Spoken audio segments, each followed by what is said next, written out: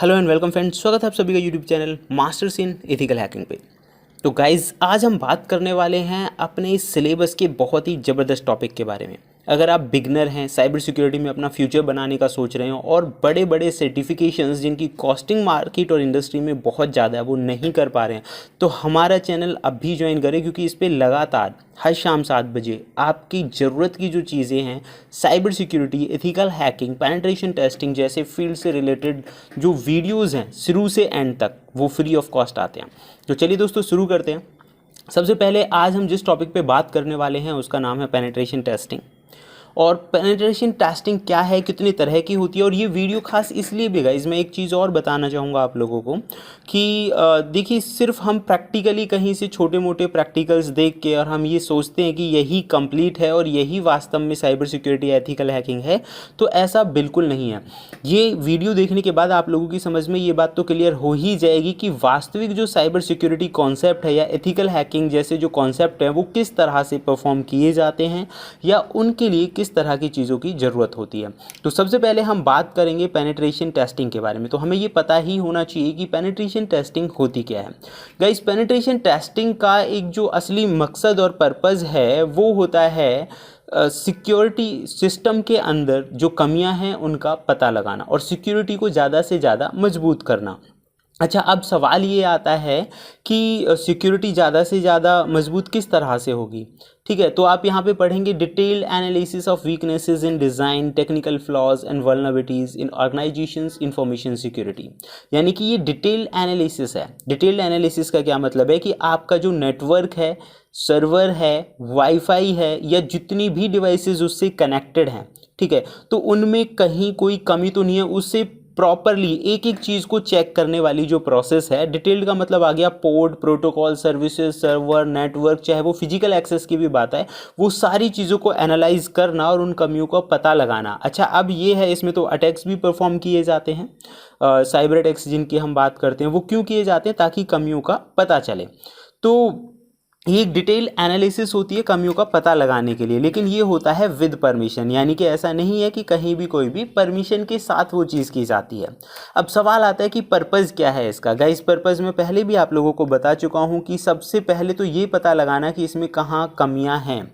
दूसरा है security expenses को रिड्यूस करना। इसे आप उदाहरण के तौर पर ऐसे समझ सकते हैं कि मान के चलिए कोई चीज़ आपका, जैसे कि एक बहुत महंगा राउटर या स्विच खरीदने की ज़रूरत नहीं है, अगर आपको पता है कि वो काम आपका एक छोटा या कम कीमत वाले राउटर और स्विच से भी चल सकता है। तो एक तो ये भी एक पर्पज़ है इसका कि सिक्योरिटी एक्सपेंसेस को थोड़ा रिड्यूस किया जाए, या फिर हम ये कहें कि कंप्लीट सिक्योरिटी असेसमेंट किया जाए। मतलब कि कंप्लीट सिक्योरिटी असेसमेंट से क्या होगा कि नेटवर्क की कहीं कोई भी कमियां हैं उन सब का पता हमें लग जाएगा, हम सिक्योर रह पाएंगे।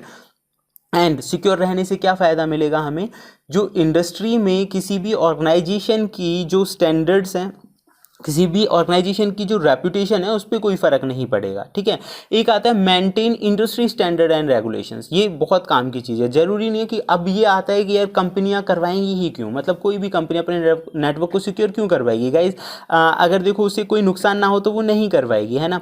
लेकिन ये पार्ट ऑफ स्टैंडर्ड और रेगुलेशन है। जब तक कोई भी ऑर्गेनाइजेशन जो होता है ना टर्म एंड कंडीशन उन्हें फुलफिल नहीं करेगा, तो देखो उसका जो स्टैंडर्ड है वो मेंटेन नहीं रहेगा, तो सीधी सी बात है वो पिछड़ जाएंगे इंडस्ट्री में। तो ये भी एक रीज़न हो गया।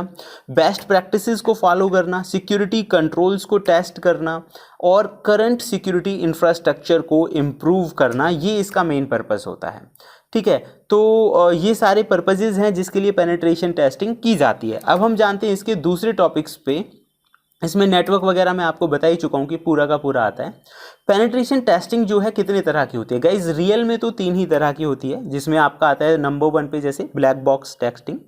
ब्लैक बॉक्स टेस्टिंग क्या होता है कि जिसमें जो टेस्टर होता है, मान के चलिए आप पेनिट्रेशन टेस्टर हैं या आप एथिकल हैकर हैं और पेनिट्रेशन टेस्टिंग का काम आपको करना है, लेकिन इसमें क्या है मेन चीज़, ब्लैक बॉक्स कब कहलाएगा वो, जब उसके पास कोई पहले से जानकारी नहीं होगी, सिस्टम की जानकारी। इसका मतलब ये नहीं है कि उसे साइबर सिक्योरिटी की जानकारी नहीं है, इसका मतलब है कि उसे सिस्टम की जो भी, जहाँ पे मान के चलिए कोई भी कंपनी XYZ भारत के या आउट ऑफ कंट्री किसी भी कोने में है, वहाँ से आपको कोई प्रोजेक्ट मिल जाता है, तो आपको थोड़ी ना पता है वहाँ पे नेटवर्क एडमिनिस्ट्रेटर ने किस तरह से सिस्टम को सेट किया हुआ है, कहाँ पे कौन सी चीज़ें हैं।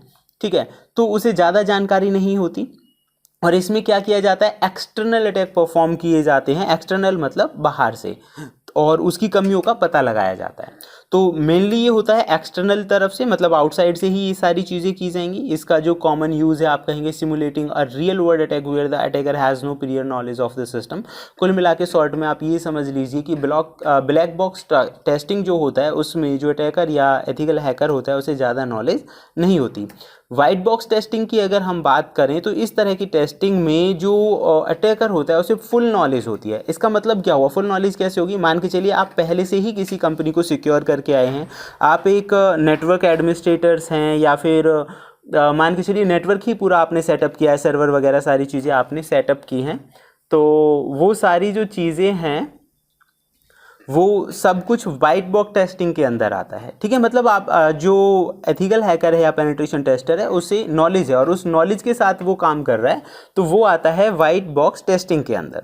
ठीक है, और नेक्स्ट वन अगर हम बात करें, ये इंटरनली होता है। इंटरनली क्योंकि देखो अगर हमें सारी चीज़ों की जानकारी है तो ये इंटरनली ही होगा, ये होगा इंटरनली, मतलब उसे पहले से ही उन सारी चीज़ों की जानकारी है। और मेन पर्पज़ क्या है इसका, मेन पर्पज़ वही है हिडन फ्लॉज और जो भी सिक्योरिटी के मेन मेजर्स हैं उन्हें पता लगाना।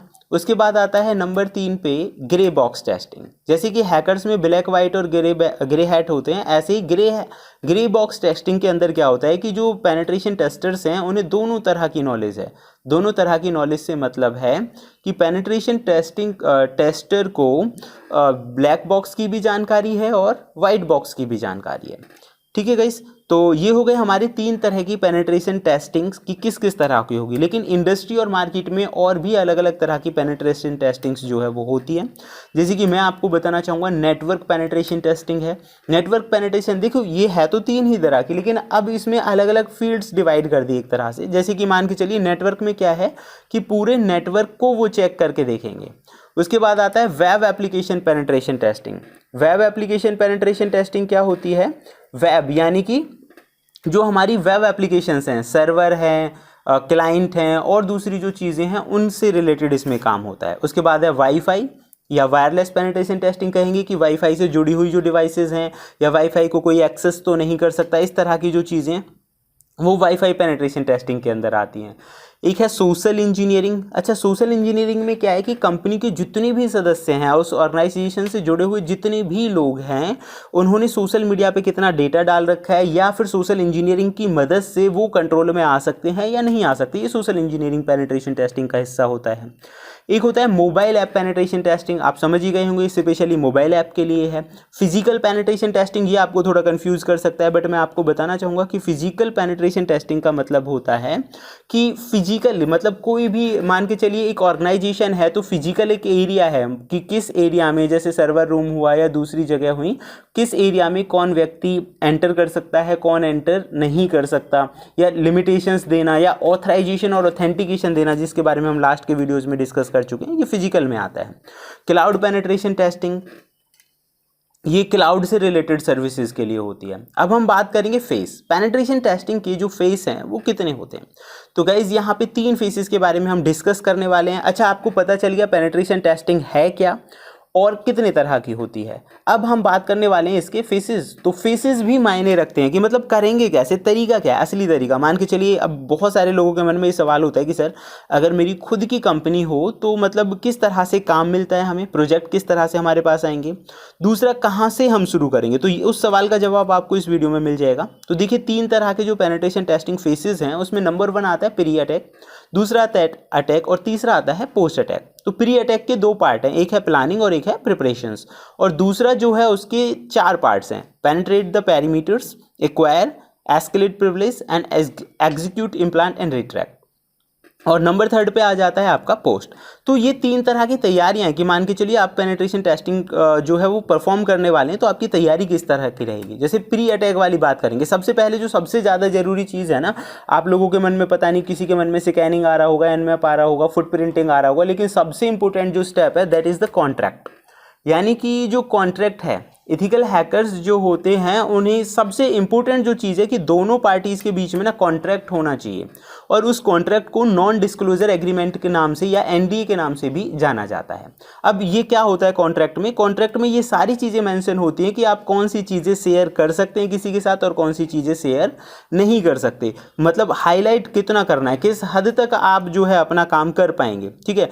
और कॉन्ट्रैक्ट में ये सारी चीज़ें लिखी होंगी, और सबसे बेटर चीज़ क्या है कि ये जो कॉन्ट्रैक्ट है एक वकील की देखरेख में आप करें तो सबसे ज़्यादा बेटर रहेगा, ठीक है। और आप ये भी उसमें क्लियर करेंगे कि भाई इससे क्या नुकसान हो सकता है, होगा भी, नहीं होगा, अगर हुआ तो क्या कंडीशंस होंगी, ठीक है। ये बहुत सारी चीज़ें हैं जो टर्म एंड कंडीशन बहुत सोच समझ के एक अच्छा जो लॉयर है जो साइबर के बारे में अच्छी नॉलेज रखता है, ऐसे लॉयर को साथ में लेकर अगर आप ये एग्रीमेंट करें तो आप कभी भी उस तरह की सिचुएशन में नहीं फंसेंगे कि कई बार जो कंपनीज हैं वो उल्टा आपको शू कर देती हैं। शू का मतलब है कि मतलब एक तरह से उल्टा आपको ही ब्लेम लगा दिया, कोई भी चीज़ ना हो। तो ये अपने आप में बहुत इंपॉर्टेंट चीज़ है लॉयर, इसीलिए मैंने बोला, ठीक है। और एक है ROE, ठीक है।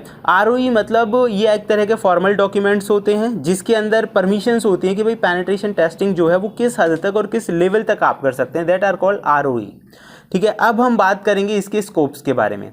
तो ये सब मतलब एग्रीमेंट का हिस्सा है, जो चीज़ें यहाँ आपको लिखी हुई दिखाई दे रही हैं कि आप सबसे पहले देखिए एरियाज़ के बारे में बताना, फिर नेटवर्क सिक्योरिटी मतलब जिसमें सारी चीज़ें आएंगी, फैकल्टी कॉन्फ़िगरेशन नेटवर्क का, आउटडेटेड ऑपरेटिंग सिस्टम्स वगैरह ये सब उसके अंदर आएंगे। System software security, client side application security, client side to server side communication, मतलब ये सारी चीज़ों पे देखो ये स्कोप है, मतलब इन चीज़ों पे टेस्ट परफॉर्म किया जा रहा है।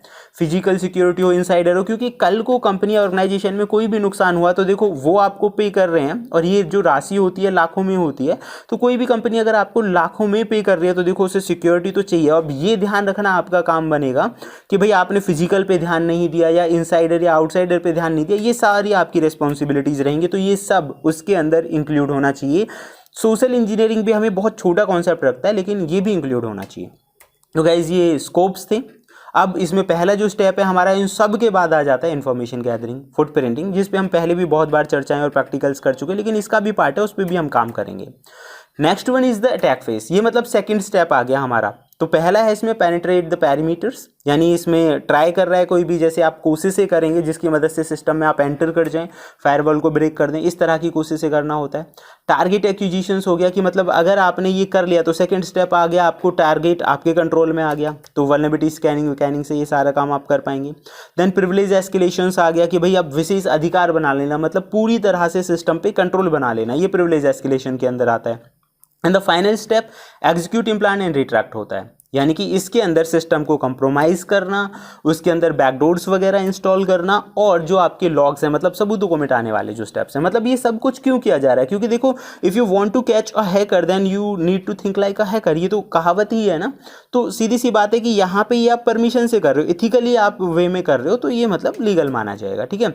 और तभी आपको कमियाँ पता चलेंगी, तभी तो आप उसे सिक्योर कर पाएंगे। तो ये तरीके हैं। फिर आता है नंबर फाइनल जो हमारा स्टेप है पोस्ट, कि भाई लास्ट में आप क्या करोगे। तो देखिए फाइनली ये स्टेप है, जो पेनिट्रेशन टेस्टर होते हैं सिस्टम को रिस्टोर करके पहले और सही वाली जो स्टेट है उसमें ले आते हैं, अपना स्टफ उसमें नहीं छोड़ते हैं, एक्सीडेंटली भी नहीं छोड़ते हैं। अगर मैं कहूँ अपना स्टफ छोड़ने का मतलब है कि कोई भी उनका कोई सॉफ्टवेयर बैकडोर कोई भी जो चीज़ है वो उसमें नहीं रहनी चाहिए, ठीक है। हर चीज़ वो पूरी तरह से क्लियर करके देंगे, क्योंकि इन फ्यूचर में आपके लिए एक बहुत बड़ी प्रॉब्लम खड़ी कर सकता है, ठीक है। और अपनी जितनी भी फाइल्स हैं वो रिकवर्ड होनी चाहिए, रिस्टोर्ड होनी चाहिए, नेटवर्क की सारी सेटिंग्स पहले वाली सेटिंग्स में। ऐसा नहीं कि भाई आप अपने पेनिट्रेशन टेस्टिंग के चक्कर में किसी का नेटवर्क सेटअप है और वो गए और पूरा का पूरा बिगाड़ दिया, तो ऐसा नहीं होना चाहिए। पहले से एकदम सही कंडीशन में काम वो करना चाहिए, ठीक है। वल्नरेबिलिटीज़ उसके अंदर बिल्कुल नहीं होनी चाहिए, और इसी के लिए आपको कोई भी पे जो है वो करता है। तो ये पूरा हमारा प्रोसेस हुआ कि वास्तव में जो पेनिट्रेशन टेस्टिंग है वो क्या है, कितनी तरह की होती है, कौन कौन से अटैक्स मतलब किस किस तरह की प्रोसेसेस जो हैं वो हमें परफॉर्म करनी पड़ती हैं, एग्रीमेंट जरूर करना होता है, और किस तरह से हमें तैयारी करनी है, ये सारी चीज़ें आप आज सीख गए होंगे। तो नेक्स्ट क्लास में हम इससे भी ज़बरदस्त वीडियोस पे डिस्कस करेंगे। तो फिलहाल इस वीडियो में इतना ही, फिर मिलते हैं एक नई और बेहतरीन इन्फॉर्मेशन के साथ। तब तक देखते रहिए YouTube channel masters in ethical hacking. Thank you friends, good bye.